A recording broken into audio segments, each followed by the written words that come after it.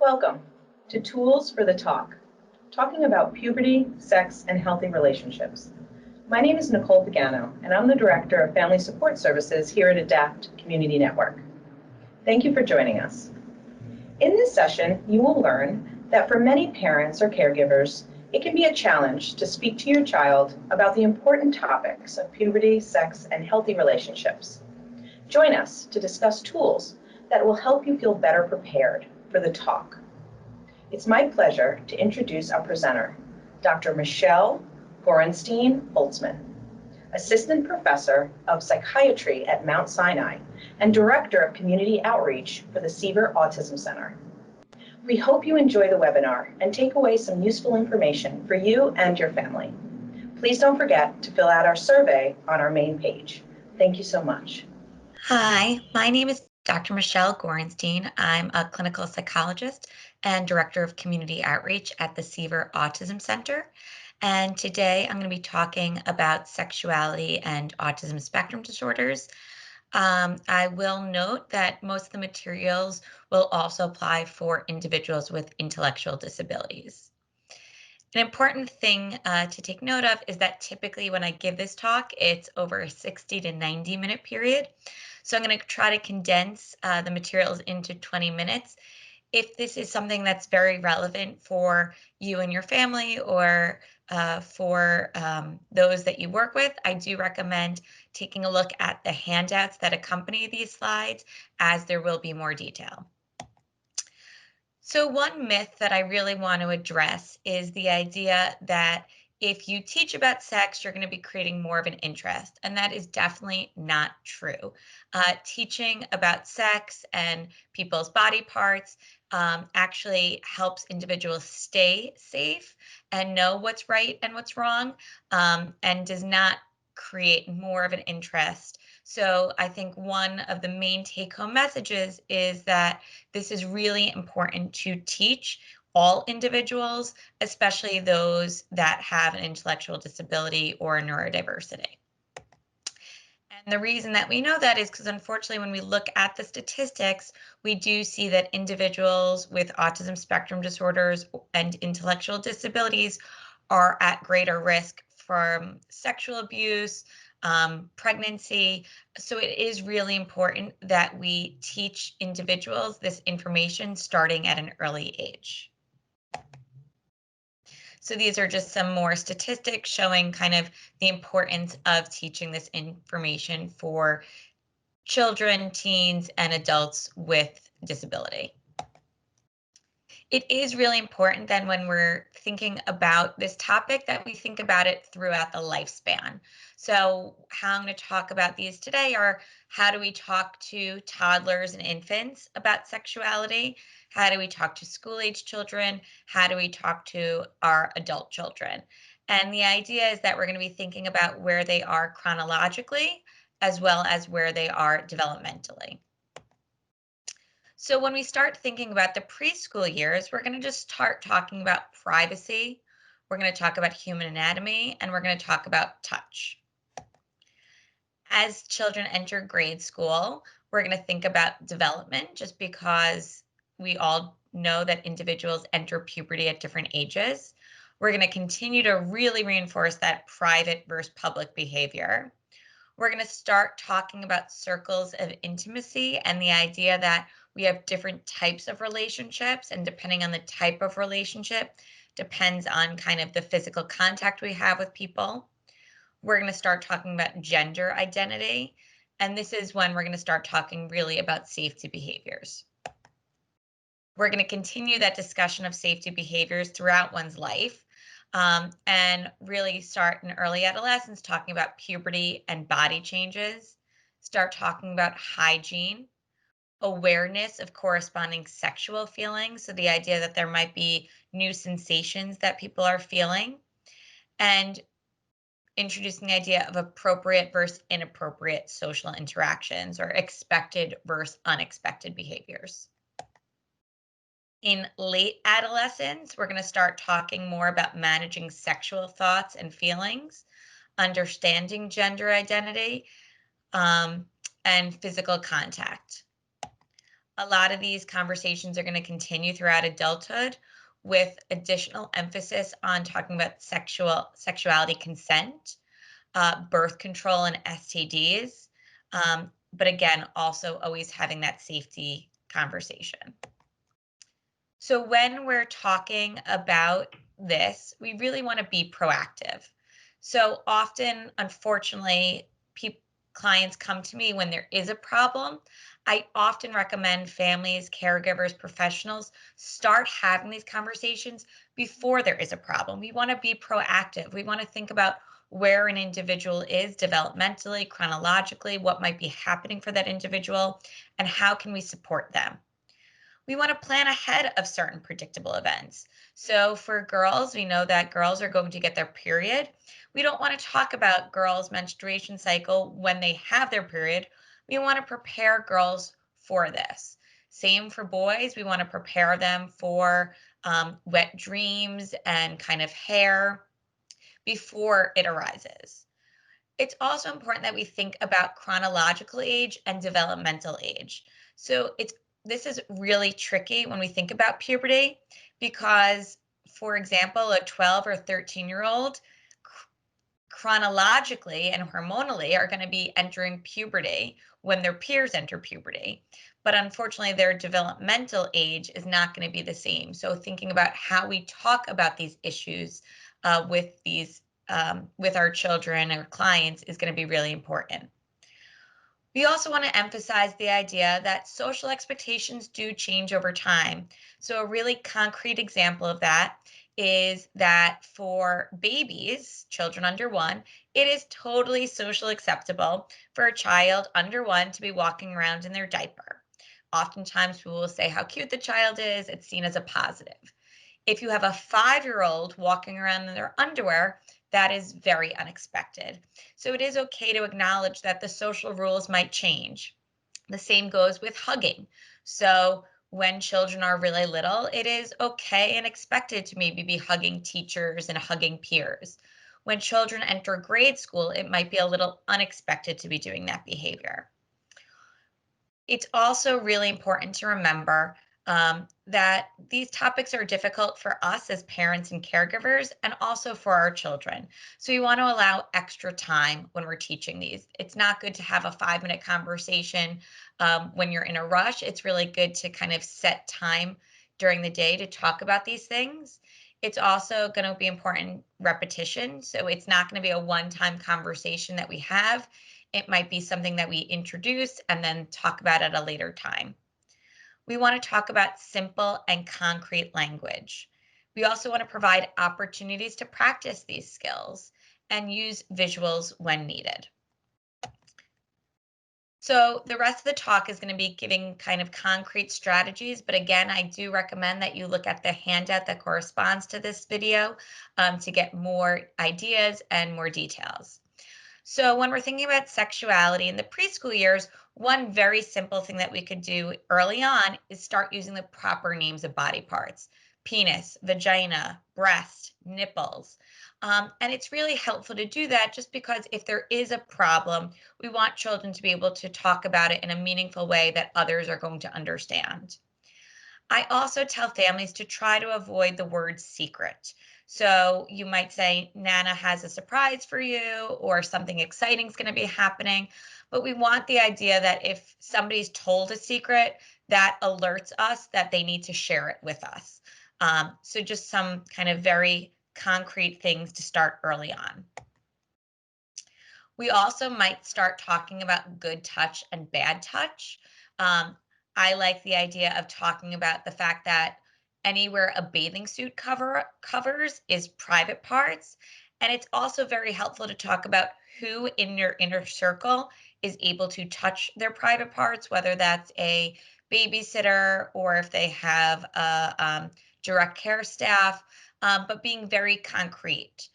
It's also really helpful for once children are able to wipe independently or bathe independently, that less people are allowed to touch those areas. When children enter the school age years, privacy becomes a big part. So it's really helpful to teach children public spaces versus private spaces.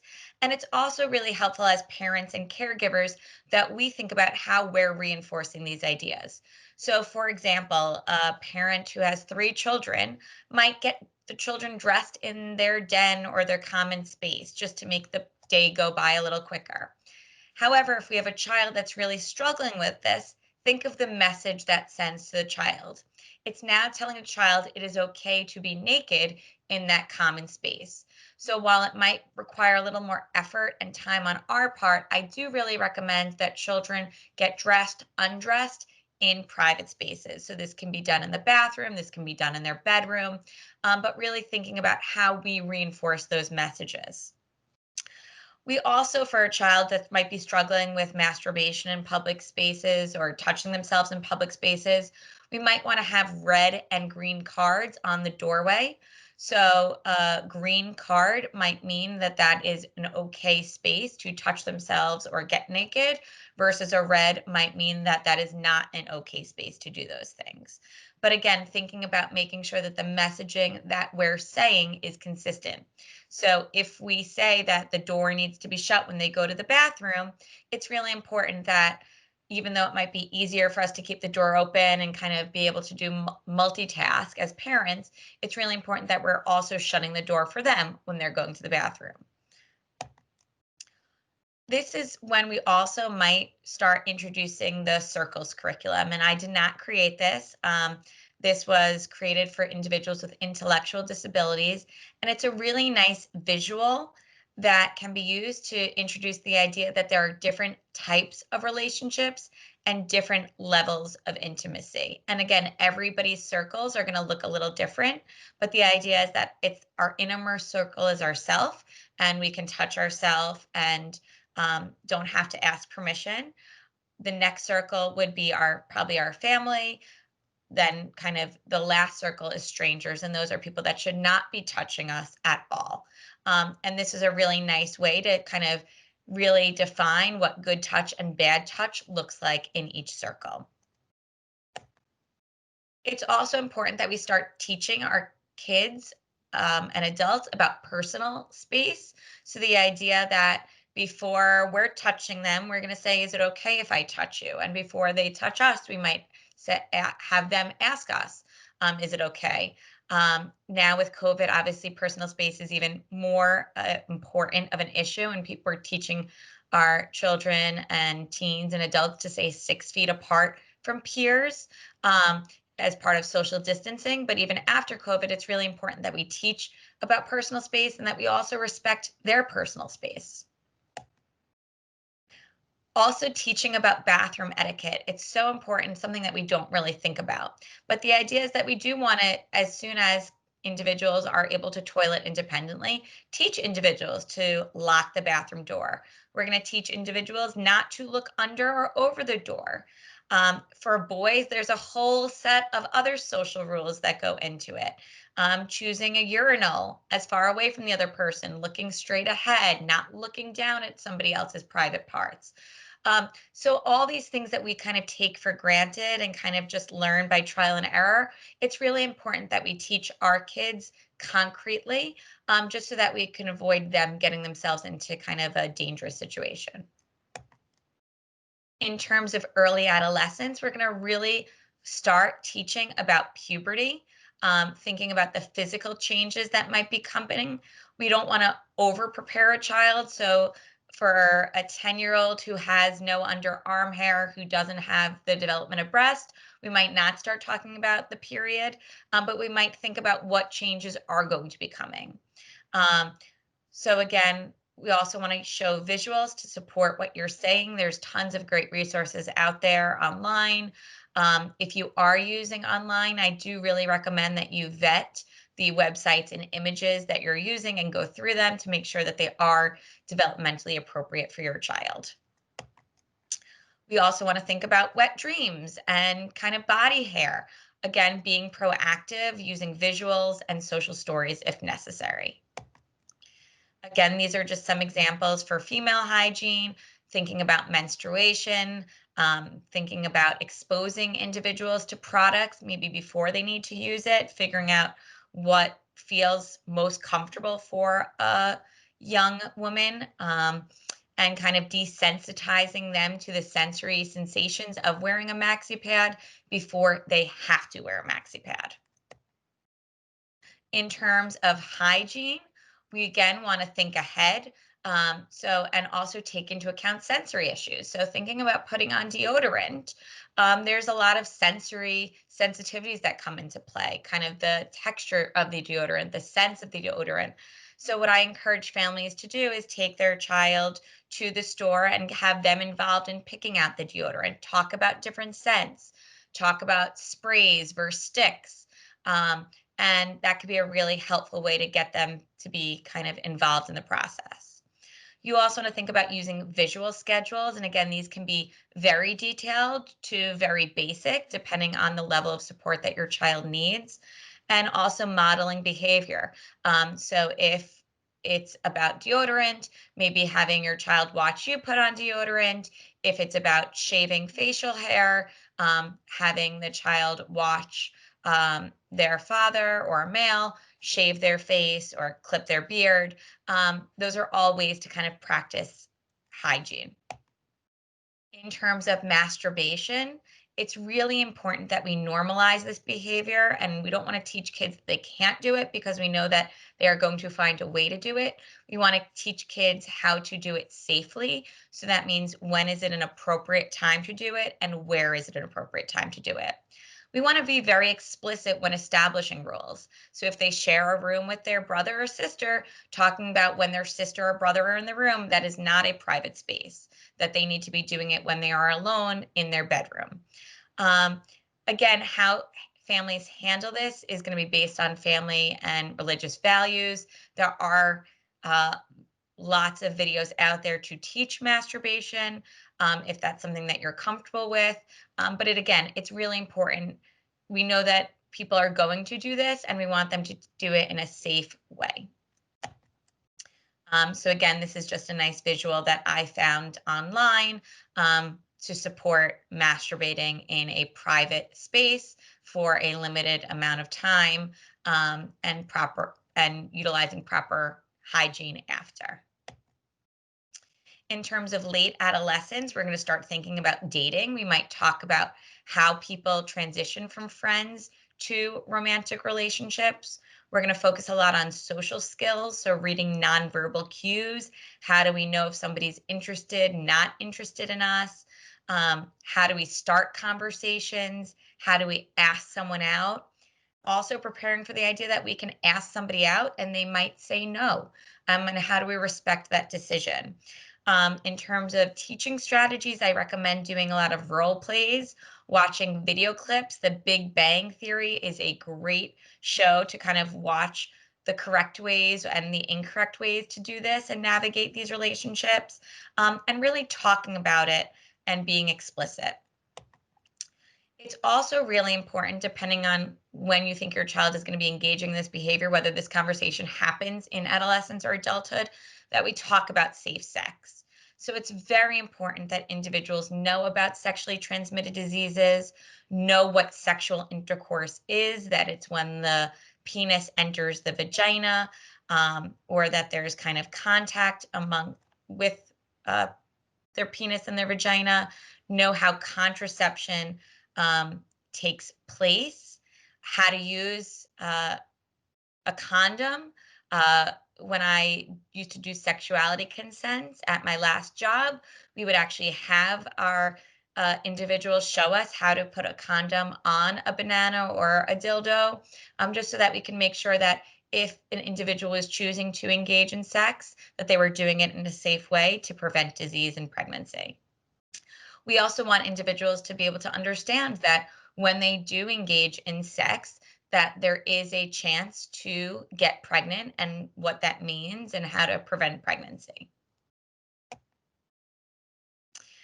It's important that as parents and caregivers, we understand that in New York, the age of consent for neurotypical individuals is 17.